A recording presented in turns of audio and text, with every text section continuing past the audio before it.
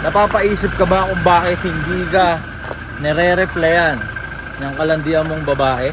Hindi ka nire-replyan or replyan ka man, kausapin ka man, hindi siya ganun kasing into sa usapan compare sa kung gaano ka into or kung gaano ka ka-interesado na makausap siya. Hindi siya ganun. Alam mo ba kung bakit? Sabihin ko sa'yo bakit. Masyado kang mahaba mag-reply.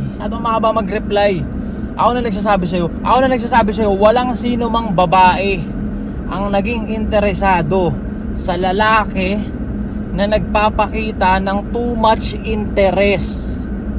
Di ba?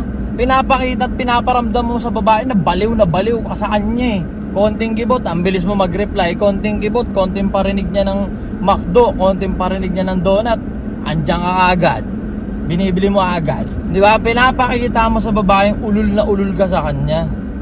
Di ba? Walang sino man babae ang gumusto magkaroon ng aso na asong ulul. Ang gusto niyan mga Shih Tzu, di ba? Yung may mga breeding, di ba? Yung may mga class. Sa madaling sabi, have some class. Di ba? Bigyan mo ng delikadesa yung sarili mo. Uplift mo yung value mo bilang tao. Di ba? May gusto kang babae, pero pinapakita mo din sa babae na ulul ka sa kanya. Hindi yun pagbibigay ng effort, hindi yun pag-i-effort. Pagiging tanga yun. Di ba? Kaya nga majority ng babae, ang gusto nila, yung mga lalaking walang paki sa kanila, na bad boy. Gusto nila mga bad boy, di ba?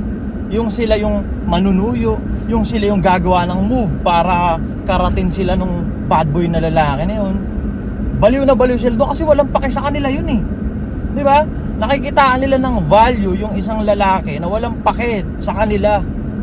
Ikaw, masyado kang mabilis mag-reply. Ulul na ulul ka, talagang laway na laway ka sa atensyon ng babae. Lalayuan ka talaga ng babae. Hindi ka talaga kikibuin nun. Pangit ako. Kahit hindi ako mamansin, hindi talaga ako kikibuin kasi pangit ako eh. Pangit din ako. Supremo nga ako ng mga lihitimong classes na pangit eh. Pakita nga dito ba? Oh, ayoko. Gusto niya ako i-kiss, ayoko. Diba? Ako yung tumatanggi. Diba? Supremo ko ng mga lihitimong classes na pangit. Kaya kung iniisip mong pangit ka, mas pangit ako sa'yo. Na-misinterpret mo yung sinasabi ko. Diba? 2 years kong pinagsisisigaw dito na ang gusto lang ng mga babae, mga gwapong lalaki or mga lalaking matitikas. Dalawa lang ang gusto ng babae, gwapong lalaki or lalaking matikas. Optional, pwedeng gwapo pa rin or pangit, basta matikas. Pag sinabi matikas, may resources, may tindig, may mindset na solido. 'Di ba? Sa tingin mo, saan ako pumasok dun sa kategory na 'yon? 'Di ba? Ang minisyon ko yung maging malupit na lalaki. 'Di ba? Pag naging malupit na lalaki ka, optional na kung gwapo ka o pangit. Sa kalagayan ko, pangit ako na malupit. 'Di ba? Kaya tignan mo yung napulap ko. Pakita ulit. Bisa mo. Pakita ka. Oh, lumalapit sa akin, ayoko. Doon ka. 'Di ba? Kailangan mong lupitan. Kailangan mong maging malupit na lalaki. 'Di ba? Kung alam mo sa sarili mong pangit ka, yun muna pala, dapat tanggap mo sa sarili mo kung ano ka. Hindi, walang gitna. There is no in between. Kung hindi ka gwapo, pangit ka. Kung hindi ka pangit, gwapo ka. Dalawa lang 'yon. Aminin mo sa sarili mo, ano ka sa tingin mo? Sabi ng mama mo, pogi ka daw. Ganito gawin mo, compare mo yung sarili mo kay Daniel Padilla, kay Enrique Hill. 'Di ba? I-compare mo yung sarili mo.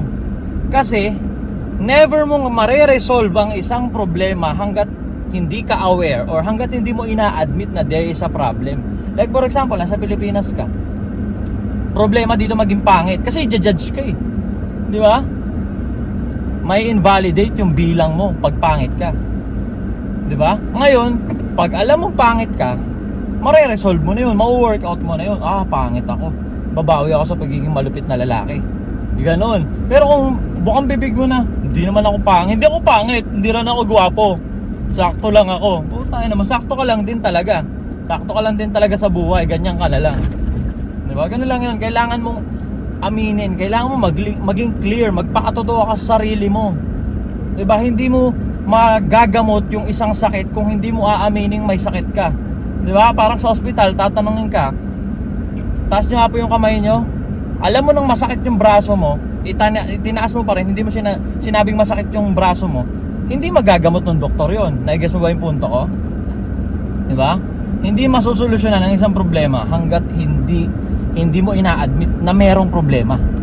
Pag in denial ka masyado, hindi, okay lang ako, hindi naman ako pangit, hindi rin ako gwapo, sakto lang. Walang ganun. Diba? Dalawa nga lang Mr. Pogi Mr. Pogi, Mr. Universe, diba? Mr. Pogi o kaya Mr. Pangit. May mga ganong competition, diba?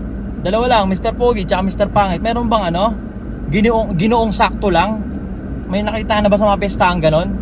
Ginoong sakto lang? Wala, diba? Puro Mr. Pogi o kaya Mr. Pangit. Diba? Walang ginoong sakto lang, walang ganun. Diba? Kaya wag mong lokohin yung sarili mo. Diba? Ngayon, at this moment, okay ka na, clear ka na, inamin mo na sa sarili mong pangit ka. Diyan na tayo mag-uumpisa. Nag-stay ka sa video, ibig sabihin, ang misyon natin dito, palupitin ka. Ngayon, kung ang gusto mong marinig ay yung gagaslight sa pagiging wak mo na lalaki, hindi mo maririnig dito yon, diba? Kung ang gusto mo ay susuporta sa mga kabanuan mo, kabalbalan mo, hindi mo maririnig dito yon, diba? Kasi ang misyon nga natin, palupitin ka. Alright. Ngayon, tanggap mo ng pangit ka. Diba? Gets mo ng pangit ka. Merong mga katotohanan na hindi na mababago. Alright? Mahirap maging lalaki. Tapos, sobrang hirap maging pangit na lalaki.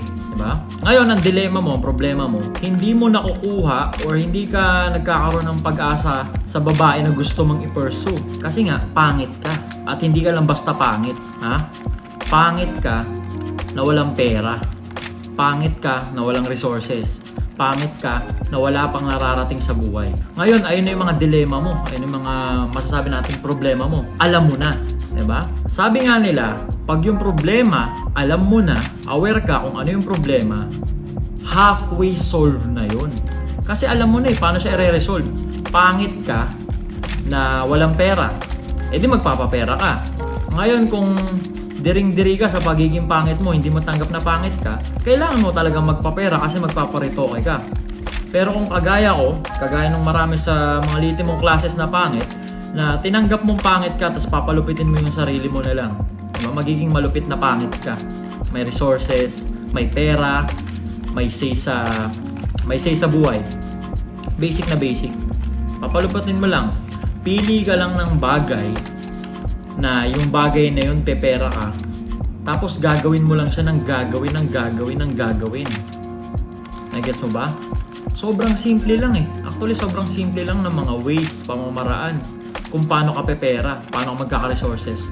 Iisip ka lang ng isang bagay na pumipera ka dun, tapos gagawin mo lang yun ng paulit-ulit, kahit basag yung mood mo ngayong araw, kahit bad trip ka ngayong araw, malungkot ka ngayong araw, gagawin mo lang siya ng gagawin. Nakakatamad ngayong araw, gagawin mo lang siya ng gagawin. Long weekend ngayon, halos lahat nasa bakasyon, gagawin mo lang siya ng gagawin kung ano man yung bagay na yun. Ako nagsasabi sa'yo, karamihan sa mga pangit na lalaki na may say sa buhay, hindi naman vlogger eh. Di ba? Sobrang konti ng mga kagaya ko na malupit sa buhay kasi vlogger.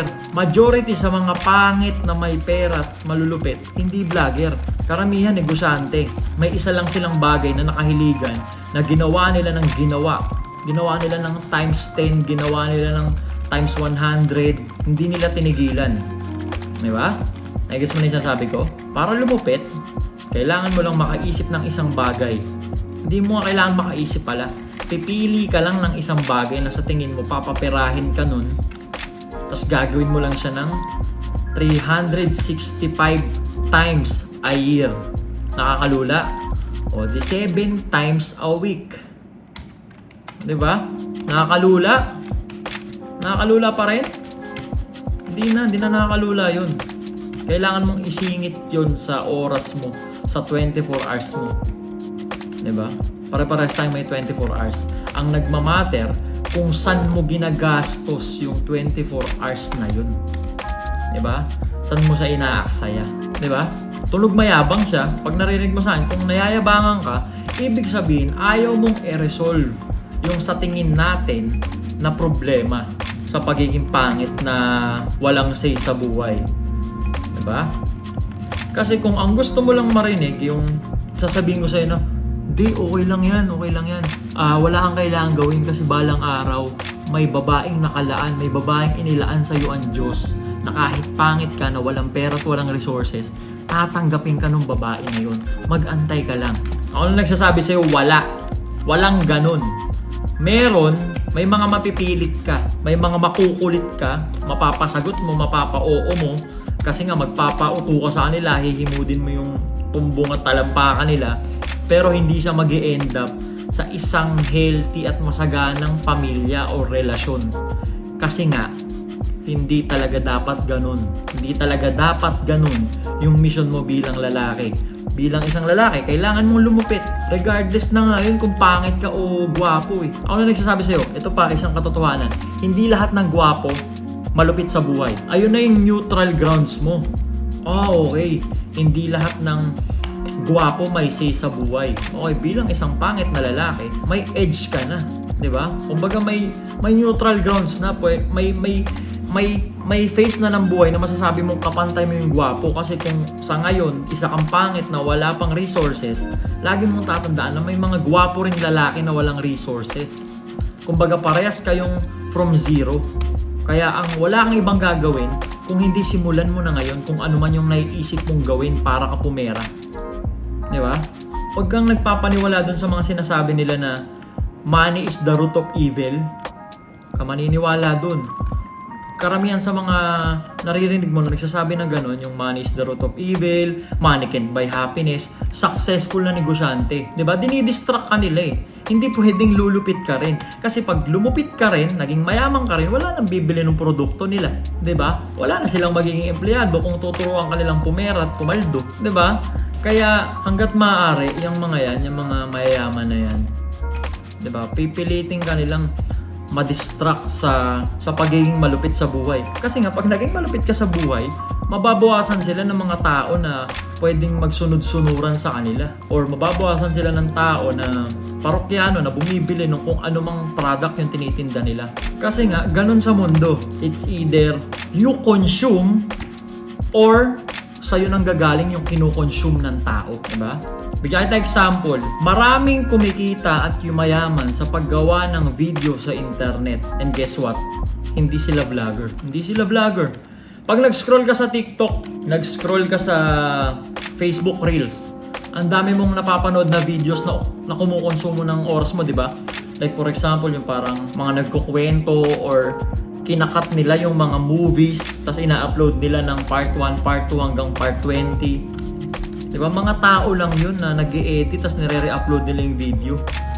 At pumipera sila dun para sabihin ko sa'yo nang hindi mo nakikita yung pagmumukha nila. Sa madaling sabi, hindi sila public figure, hindi sila vlogger. Diba? It just happened na parang nalaman nila kung paano sila magiging provider ng kinokonsume ng normal na tao, paano nilang peperahin yung pagiging basic ma-distract mo. Diba? Madali kang ma-distract eh. Pag open mong internet, scroll. Lahat ng karamihan sa pinapanood mo pag nag-i-scroll ka, hindi gawa ng vlogger. Diba? Like for example, si Malupiton, sikat na sikat siya, diba? Pero iba't ibang Malupiton pages yung napapanooran mo. At ako na nagsasabi sa'yo, tropa ko si Malupiton. Hindi sa kanya yun. Isa lang page niya. Pero pag sinearch mo, try mong i-search sa internet ngayon. Lagpas 50 yung page na Malupiton. Diba? Anong gusto kong sabihin sa'yo? Umpisahan mo na. Pumili ka ng isang bagay na sa tingin mo makakapag-provide ka ng services or ng kung ano man na makakapag-provide ka ng pwedeng i-consume ng tao. Kasi dalawa lang yan. Kung hindi ikaw yung nagpo-provide ng kino-consume ng tao, ikaw yung kumo-consume. Parang kumbaga, kung hindi ikaw yung kumakash out, ikaw yung kinakash out. Alam mo, tiyempo ka. Kasi at this very moment, ako yung kumakash out, ikaw yung kinakash out. Pero yung nalalaman at napapakinggan mo dito sa akin, feel free na gamitin mo na matagal na nilihim sa'yo ng mundo. Kasi kung ako, ogag lang ako, hindi ko iniisip yung kapakanan ng mga nanonood sa akin na gustong mag-progress sa buhay. Pwede naman kitang bitawan ng mga motivational lang dito na makikita ko lang din sa internet eh. Diba? Kahit hindi kita bigyan ng ganitong ideya kung paano ka pepera ako. Kasi pinapanood mo ko eh. 'Di ba? Pero gusto ko, habang pinapanood mo ko, may mga idea na pumapasok sa utak mo on how to. 'Di ba? Ganun lang yun eh. Parang sa gubat lang yun, 'di ba? Parang saan ba yun? Ano ba tawag doon?